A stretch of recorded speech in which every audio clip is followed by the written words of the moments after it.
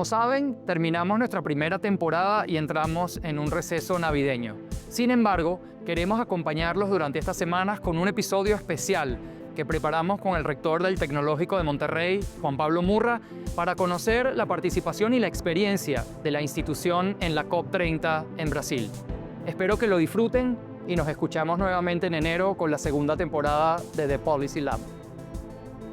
Bienvenidas y bienvenidos a The Policy Lab, un espacio de la Escuela de Gobierno y Transformación Pública del Tecnológico de Monterrey, donde los problemas complejos de la sociedad encuentran soluciones derivadas de la investigación y de la innovación. Yo soy Miguel Ángel Santos y hoy tengo el gusto de recibir a Juan Pablo Murra, rector del Tecnológico de Monterrey. Bienvenido, Juan Pablo. Muchas gracias, Miguel Ángel. Un gusto estar aquí en este espacio y conversar contigo sobre un tema muy importante, y saludos a toda tu audiencia. El foco de hoy, en efecto, es un tema urgente, global y profundamente transversal, la acción climática y cómo el mundo se organiza para mitigar el cambio climático. Y estamos haciendo un episodio especial porque el TEC de Monterrey acaba de participar recientemente en la COP30 en Belém do Pará, en la Amazonía brasilera, el foro climático más importante del mundo. Además, el Tecnológico de Monterrey es la única universidad mexicana acreditada ante la Convención Marco de las Naciones Unidas sobre el Cambio Climático. De repente comenzamos por ahí, Juan Pablo, bienvenido a la gente que no está familiarizada. Oye, ¿qué es la COP y por qué eso es importante? ¿Qué se discute ahí?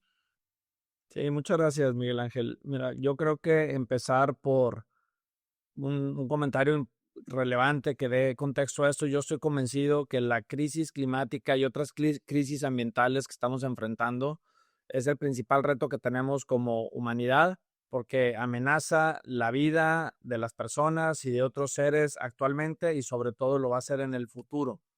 La crisis climática, aparte, es un problema complejo, difícil de entender y de sentir, que a veces se siente lejano en el espacio y en el tiempo. Creemos que es un problema que se tienen que encargar los que estén vivos en el 2060 o en el 2100, y también que es un problema que va a afectar a las islas que están allá perdidas en el Pacífico.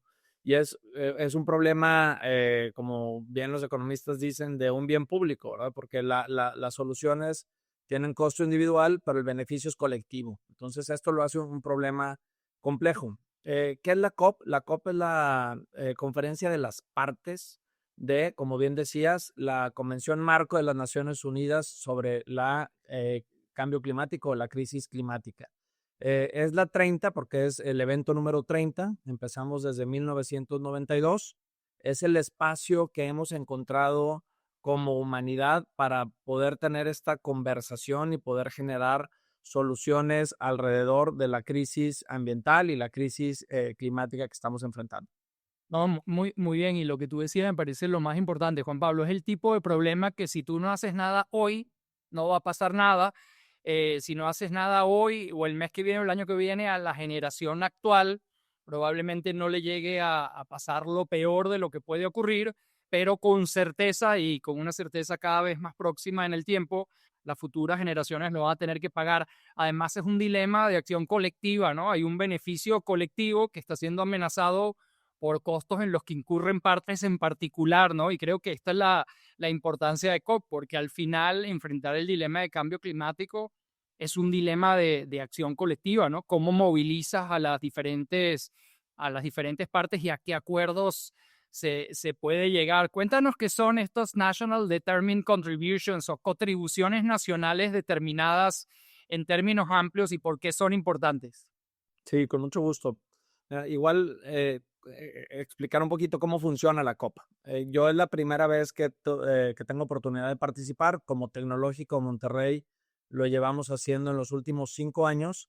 A mí me ayudó mucho llegando a la COP. Tuvimos la oportunidad de tener una comida con algunos colegas de universidades de Reino Unido y de Estados Unidos, que eran parte de las delegaciones de otras universidades, y uno de ellos muy experto en estos temas, uno de los cofundadores de una organización que se llama Second Nature, me ayudó a entender la COP. Son como 3 círculos, ¿no? El primer círculo son las delegaciones oficiales de los diferentes países que van a negociar o hacer acuerdos y tomar propuestas de qué va a hacer cada uno de los países. Y en ese círculo están los NDCs y ahorita si quieres regreso a esto, ¿no? La verdad, un tema que yo aprendí es que se negocia alrededor de más de 100 temas. Entonces son un proceso complejo y las negociaciones son totalmente voluntarias y las decisiones son por consenso. Entonces ya te podrás imaginar la complejidad que eso implica.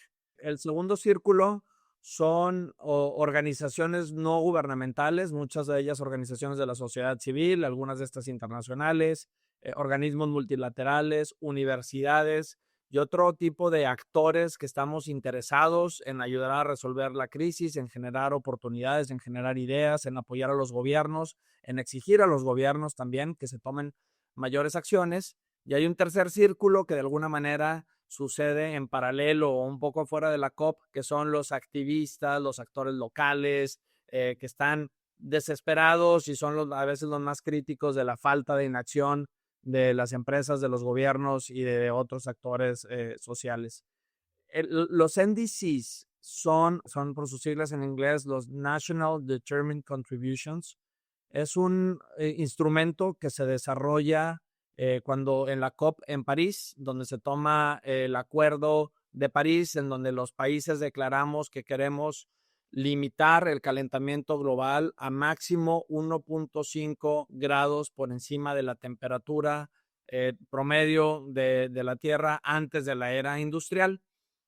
Podemos entrar a por qué 1.5, pero y por qué fue un acuerdo muy importante, porque aunque parece algo muy obvio el hecho de que todos los países por consenso hayamos declarado que estamos de acuerdo con esto, fue un gran logro. Eso fue en el 2015, en la COP en París, y ahí se le pidió a cada uno de los países que generara un NDC, que es un compromiso, es una especie de contrato climático del país con el resto del mundo. Y este es el NDC 3.0 porque es la tercera edición de estos NDCs. México presentó su NDC en la COP. Tuvimos la oportunidad de acompañar en esta presentación. Estuvo ahí Alicia Bárcena, que es la secretaria de Medio Ambiente de México, que es una persona con mucha experiencia en estos temas y con mucha experiencia en temas de negociaciones internacionales. Un elemento positivo de la NDC que presentó México es que para llegar a esta NDC, por primera vez participamos las universidades en el proceso de generación de este contrato climático de México. La UNAM y el TEC tuvimos la oportunidad de convocar a otras 17 universidades en un evento que tuvimos en nuestro campus en Ciudad de México, en donde pudimos hacer recomendaciones y ideas sobre el NDC de México. Algunas se incluyeron en el documento final. Es un documento que creo que es importante que los mexicanos en general conozcamos, porque es un compromiso que toma el gobierno, pero que nos impacta a todos. Ahí hay compromisos de reducciones, de emisiones, de limitar ciertas actividades industriales, y esto pues va a impactar a empresas, a personas, a gobierno federal, estatal y municipal. Entonces creo que es un tema relevante de entender y conocer. México por primera vez, a lo mejor es un tema técnico, yo también lo he ido aprendiendo, hizo compromisos absolutos de cuánto emitir, no solo relativo a, que era una manera de expresarlo, y son compromisos más agresivos que implican cambios importantes en la economía y en la manera en que los mexicanos vivimos y consumimos para los próximos 5 años. Fíjate, una duda que te iba a hacer y creo que me la contestaste parcialmente, es si estos círculos que tú describías tienen instancias formales de interacción. A ver, interactúan. Por ahí estuve viendo en las noticias que el tercer círculo un día bloqueó la entrada a la sede. Entonces, evidentemente, si no lo habían puesto a interactuar formalmente, se incluyó en el debate. Pero si hay instancias formales de interacción entre los círculos, por lo que me explicas, hubo una instancia muy formal de interacción entre la academia y la propuesta que lleva en el primer círculo del gobierno mexicano. Esa instancia se da pre-COP, evidentemente, si no, no pudieras realizar todo el trabajo asociado a la convocatoria, la investigación, las 17 universidades, ¿no? Entonces entiendo que hay una instancia de cooperación entre círculos pre-COP. Luego en COP hay eventos simultáneos, estos círculos van de manera independiente, estos círculos hacen pausa y se reúnen donde se comunica el estatus de las negociaciones y luego sigue. Me da como curiosidad cómo funciona esa dinámica. Sí, es un evento muy interesante, dura aproximadamente 2 semanas, participan más de 50,000 personas. Existen como 2 espacios físicos. Uno le llaman la zona azul, en donde solo tienen acceso las personas que tienen acreditación. Hay diferentes maneras de ser acreditado. Uno eres porque eres parte de la delegación oficial de tu país. Hay otros que tienen estatus de observador. Es el caso del Tecnológico de Monterrey. Nosotros tenemos ese estatus y nos permite llevar una delegación propia, invitar a otras personas a sumarse como parte de la delegación del TEC. Y ahí hay una serie de pabellones, muchos de ellos de países y otros de organizaciones no gubernamentales, agencias multilaterales, ¿no? El BID, CAF, tienen espacios por ahí. Y en el caso del TEC, como es caro tener un pabellón, lo hicimos de manera colectiva, junto con Unicampi, una universidad brasileña, y nosotros generamos el Higher Education Pavilion for Climate Change, y invitamos a cerca de 14 universidades más. Lo que sucede en cada uno de estos pabellones es que hay eventos con una agenda de los organizadores. La manera en que tú vas navegando la COP es vas pasando por los pabellones, escaneas el código QR y puedes descargar la agenda de ese pabellón por las 2 semanas.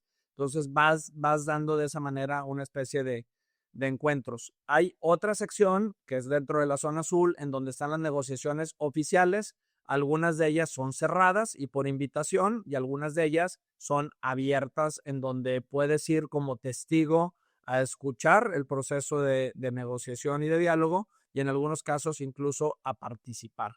Entonces se va dando medio de manera orgánica. Hay una agenda oficial que puedes consultar, ¿no?, en la aplicación de la COP, pero yo te diría que eso es a lo mejor el 10% de la actividad. El otro 90% está sucediendo en paralelo y se va gestando y cambiando incluso de manera orgánica. En el caso de México, adicionalmente a la presentación del NDC, la secretaria Bárcena mantuvo un diálogo con todas las organizaciones de la sociedad civil y las universidades mexicanas que estábamos ahí presentes. Fue un espacio de conversación de cerca de 3 horas, en donde cada organización tuvo la oportunidad de plantear sus preocupaciones sobre el NDC y sobre temas ambientales en nuestro país. Y fue un diálogo, la verdad, abierto y de escucha, pero eso sucedió en el caso de México. Cada país es distinto. A lo mejor resaltar en este caso, por ejemplo, la ausencia de Estados Unidos. Estados Unidos no estuvo presente, no mandó una delegación y no tuvo un pabellón. Estuvo por allá el gobernador de California, estuvieron algunas organizaciones norteamericanas, pero y había muchas universidades y académicos norteamericanos, pero como país no estuvo presente. Entonces, ahí sí depende ya de cada uno de los países qué tanto juego, rol, espacio le da a este segundo círculo, ¿no? Y hay otra zona, que es la zona verde, en donde esa es una zona abierta a cualquier persona, al público que esté interesado. Y también hay pabellones. Yo sentí que esos pabellones eran más enfocados al público brasileño, ¿no?, que era normalmente quien, si vas a viajar hasta allá, pues es completo, pues porque tienes acreditación. Más bien, si estás ahí en Belém o cerca, muchos de los pabellones más enfocados en retos locales en Brasil. Entendido, ¿no? Y esa ausencia de Estados Unidos, volviendo a cómo comenzábamos la conversación, me imagino que el problema de coordinación global, cuando te está faltando uno de los actores más grandes, uno de los actores que más emisiones produce, ciertamente uno de los que más ha reducido sus emisiones, pero también uno de los que más contribuye con emisiones, y la falta de ese actor, me imagino que hace un poco más difícil la coordinación y la gobernanza, ¿no? Sin duda es una ausencia importante, tanto como dices, por la escala como por la capacidad de influir y de traer actores a la mesa que tiene un país como Estados Unidos, ¿no? Entonces sí es un reto de nuevo. Con este tema de los NDC, te comparto una idea. Yo trabajé durante un tiempo en Namibia, son 2,5 millones de habitantes. Y claro, Namibia traía sus NDCs y mucha presión del gobierno por alcanzar sus NDCs. Ahora, para que las emisiones de carbono en Namibia tú las puedas observar, le tienes que meter unos cuantos decimales a la ecuación. Entonces, realmente, una idea que nosotros empezamos a pensar cuando estábamos trabajando en Namibia, y que Ricardo Hausmann, que tiene una capacidad de empaquetar ideas y fenomenal, es que en realidad hay países tan pequeños y con tanto potencial de energías limpias, que es mucho más lo que ellos pudieran ayudar al mundo a descarbonizarse a través de la provisión de esas energías limpias, a través de la relocalización de industrias que hoy en día están ubicadas en otros países y utilizan fossil fuel energy o petróleo, gasolina o algún tipo de fuente de energía que contamina. Es más lo que puede hacer a través de un enfoque así los países como Chile, los países como Namibia, los países como pequeños con potencial de energías verdes, de lo que puede hacer imponiéndose a sí mismo una reducción que en el contexto de la escala global va a ser ínfima. Ahora, hablando de gobernanza y de cómo se hacen los acuerdos, me imagino que este tipo de acuerdo, que si lo podemos ver en teoría y decir, wow, tiene que ser por aquí, negociar una cosa como esta en la práctica sería sumamente complejo, ¿no? Pero sí te quería compartir la idea y ver qué pensabas. De nuevo, no es un problema complejo, sistémico y difícil de abordar con múltiples dimensiones. Uno de los temas más tratados en esta COP fue el tema de justicia climática y transición justa, porque un argumento de muchos países en vías de desarrollo que aparte aportan relativamente poco en cantidad de emisiones, dice, oye, tú ya en tu proceso de desarrollo contaminaste y ahora nos pides a nosotros que estamos en ese camino no hacerlo. Y que corremos los riesgos de lo que tú has contaminado en primera fila. Aparte pagamos las consecuencias de lo que tú ya contaminaste, ¿no? Entonces, de veras es un tema muy interesante, muy complejo, que se han ido desarrollando herramientas sofisticadas y creo que cada país tiene que encontrar el cómo aportar, porque también creo que también no estaría correcto decir, oye, bueno, pues que lo arreglen Estados Unidos, China y Europa, que a lo mejor son, estoy inventando, no tengo un número, el 50% de Un las enorme emisiones, porcentaje de las emisiones. por ahí deben dar y los demás no hagamos nada, porque creo que es un tip, de nuevo, es sistémico y es colectivo, ¿no? También, al final del día, a mí en su momento me ayudó mucho leer un libro de Bill Gates que se llama How to Avoid a Climate Disaster. Y Bill Gates, con su mente muy de ingeniero, le mete como un entendimiento a qué tendríamos que hacer como humanidad. Y él parte a decir, oye, como humanidad hoy en día emitimos 51,000 millones de toneladas de CO2 y ese número tiene que ser cero. Y a mí eso me sorprendió porque no es que lo bajemos un poquito, dice toda emisión de CO2 a la atmósfera va a permanecer en la atmósfera por cientos o miles de años. Y esa es la ciencia. Entonces, si tiene que ser cero, ¿de dónde vienen estas emisiones? Y va haciendo todo el caso de, oye, pues está en lo que producimos, ¿no? Cemento, acero, plásticos, está en la energía que generamos, está en en lo que plantamos y comemos, está en cómo nos movemos, en fin, y eso pues todos contribuimos. También hay una teoría aquí que dice, oye, no hay que culpabilizar a los individuos, las empresas son las que lo emiten, pero yo creo que al final es una responsabilidad colectiva, tanto de individuos, ciudadanos, como de empresas y gobiernos, porque de nuevo, yo sí creo que para la mayoría de nosotros, como bien decíamos al inicio, el problema está en el futuro y muchas veces en otros lados.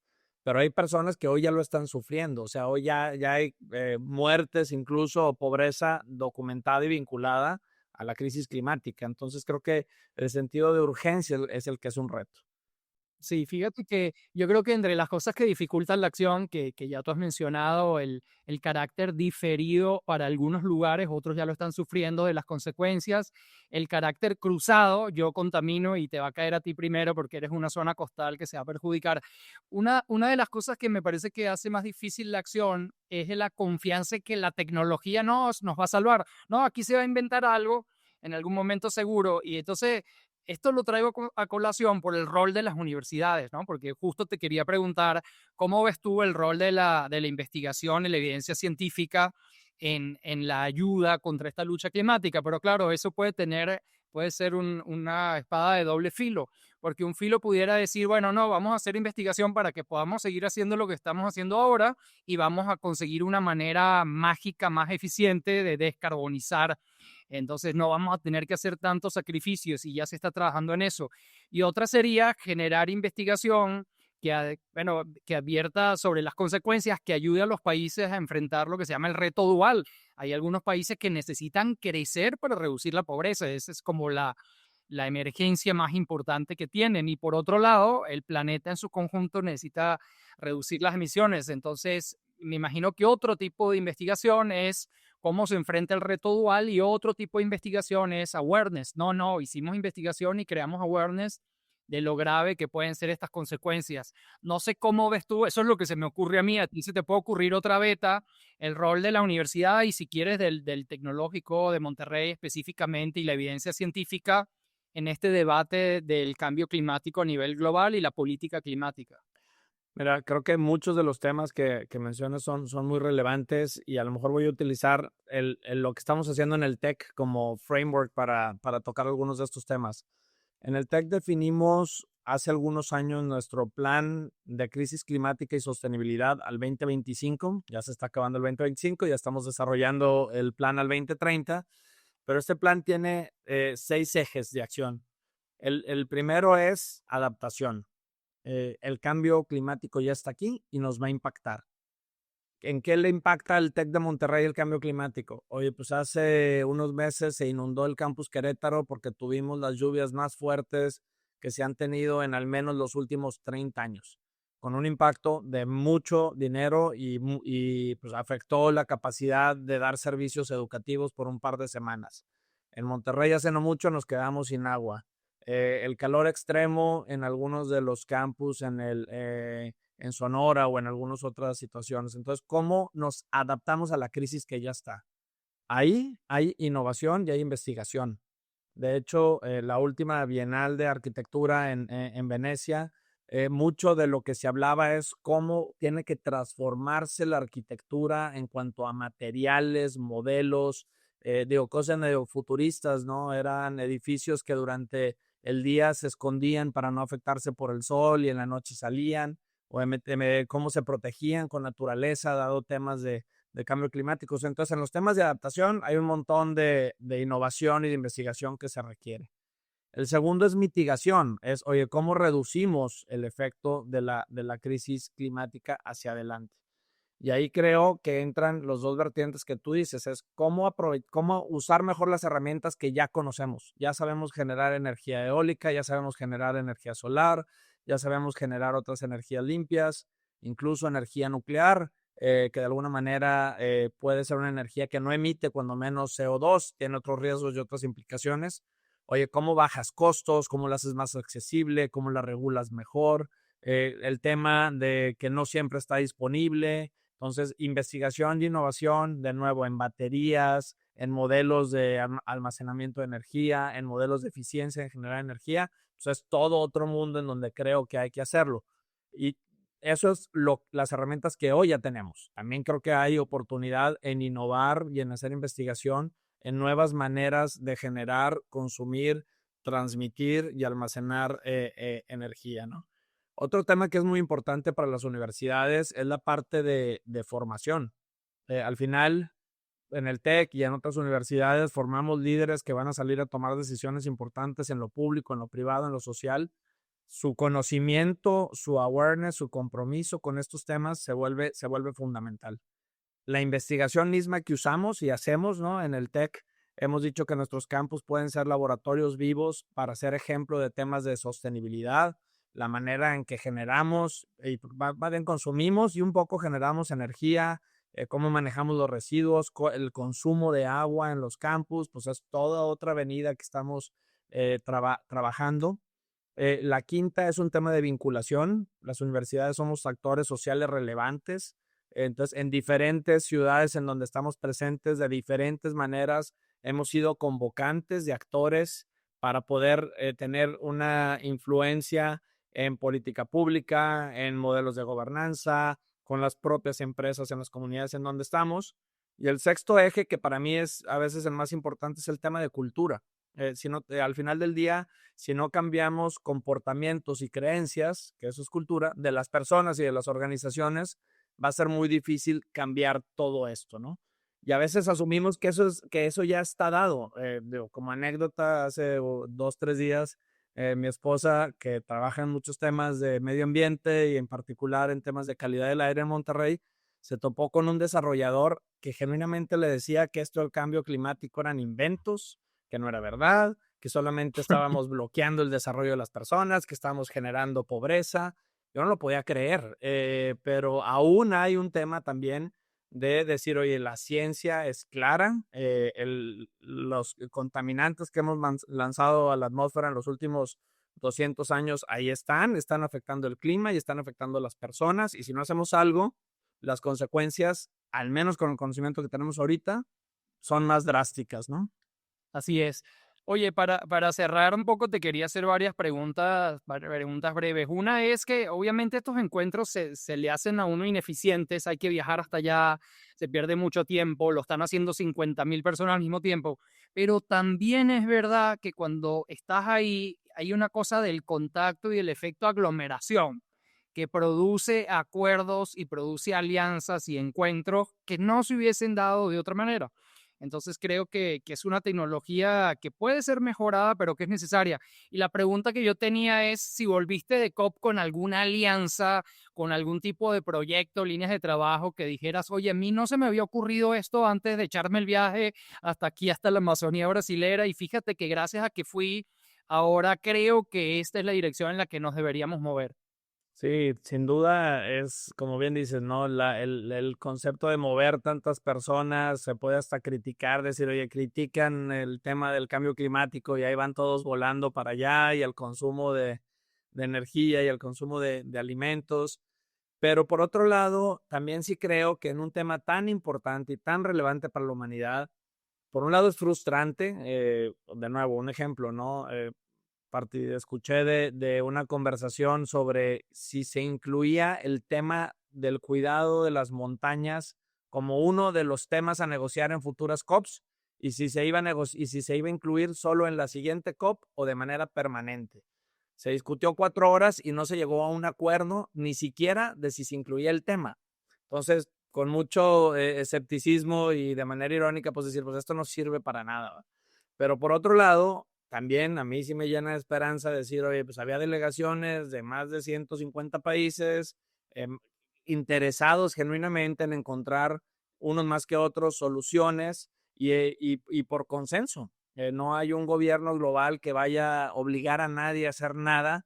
Entonces, pues también te llena un poquito de esperanza que como humanidad, cuando menos te estemos teniendo estas conversaciones y aunque los avances son cortos e insuficientes, pues no dejan de ser avances, ¿no? Claro, no, si tienes la conversación, hay una probabilidad de tener acuerdo, ¿no? Si no la tienes, no hay ninguna. Ahora, ¿qué me llevo yo en lo personal? Creo que conocí varias personas de organismos multilaterales con las que creo que el TEC de Monterrey puede hacer muchos avances. Me dio mucho gusto encontrar alumnos del TEC y de otras universidades y Exatex ahí presentes, muchos de ellos haciendo proyectos a nivel global, nacional y local muy relevantes.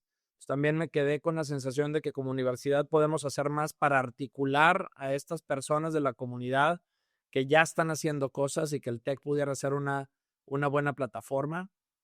Con este pabellón en donde lo armamos entre 15 y 16 universidades, hubo más de 20 universidades que se pararon a decir, oye, quiero hacer algo con ustedes, ¿cómo me sumo a esta red?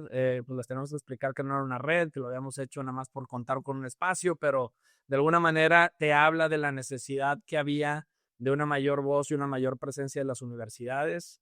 En fin, creo que sí regreso yo después de haber invertido estos 3, 4 días inspirado, entendiendo mejor los retos y las problemáticas, con más conexiones y con ideas de cómo el tech puede ser una plataforma de transformación para otros actores que ya están haciendo temas relevantes. ¿Hay algo del encuentro que te haya dejado particularmente preocupado? Que te diga, oye, sí me vine preocupado después de estar allá con esto, así como hay cosas que le dan a uno esperanza y le señalan caminos hacia dónde trabajar. Mira, digo, la ausencia de Estados Unidos creo que es un tema que preocupa. Algunos mensajes de algunas delegaciones queriendo no tomar un compromiso alrededor de la disminución y eliminación en su momento de los combustibles fósiles. También genera una sensación de que, oye, había acuerdos que ya habíamos tomado hace 10 años, que de repente regresan y están otra vez sobre la mesa. Malas interpretaciones de los temas de las implicaciones en el desarrollo de algunos países, Algunas son preocupaciones válidas, pero otra vez creo que escondiéndose detrás de eso, o los temas de la libertad también como una justificación de no hacer nada. Entonces hay elementos al final del día pues yo creo que de egoísmos individuales, colectivos de algunos países que preocupan, porque el problema no lo vamos a resolver, como bien dicen, ¿no? Si a lo mejor el 80% de los ciudadanos y los países se portan bien, si hay un 20% que no se va a resolver. Entonces sí requiere como de una genuina convicción colectiva y de acción colectiva entre todos. Así es, yo creo que el programa de hoy, esa era la idea, nos sirve de recordatorio de que este no es un tema ambiental. Fíjate que tú en la medida que has ido hablando, has hablado de investigación sobre temas de arquitectura, sobre temas de crecimiento, sobre temas de desarrollo, sobre temas de energía, provisión de salud, educación. Entonces, verdaderamente es un problema transversal, es un problema complejo, intergeneracional, y eso exige instituciones. Las universidades son instituciones y exige que esas instituciones asuman un liderazgo real y basado en la evidencia idealmente, ¿no?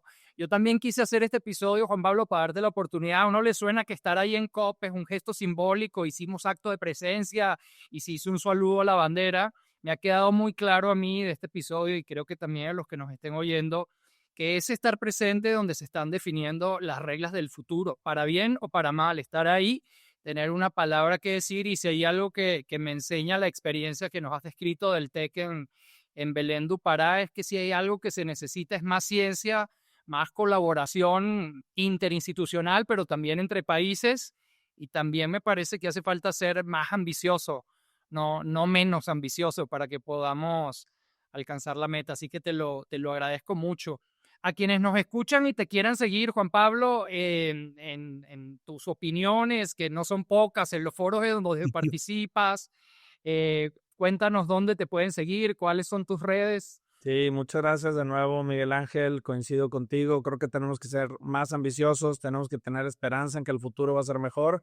Tenemos que mantener esta conversación, este diálogo, apoyar al liderazgo de los jóvenes. Y bueno, gracias por la oportunidad también de compartirlo. Yo tengo algunas redes sociales. En Instagram es @juanpablo.murra. En X es @jpmurra. Son las dos que más uso y encantado de mantener por ahí la conversación con tu auditorio y muchas gracias de nuevo por la invitación. Muchas gracias a ti, Juan Pablo, y muchas gracias a los que nos acompañaron una vez más en The Policy Lab. Recuerden que pueden seguirnos en Spotify y en YouTube, y nos vemos en el próximo episodio. Muchas gracias. Gracias. The Policy Lab es una producción de Tech Sounds Podcasts y la Escuela de Gobierno y Transformación Pública del Tecnológico de Monterrey. Escúchanos cada 15 días en Spotify, Apple Podcasts, Amazon Music y en YouTube. Síguenos en redes sociales como Escuela de Gobierno y Transformación Pública.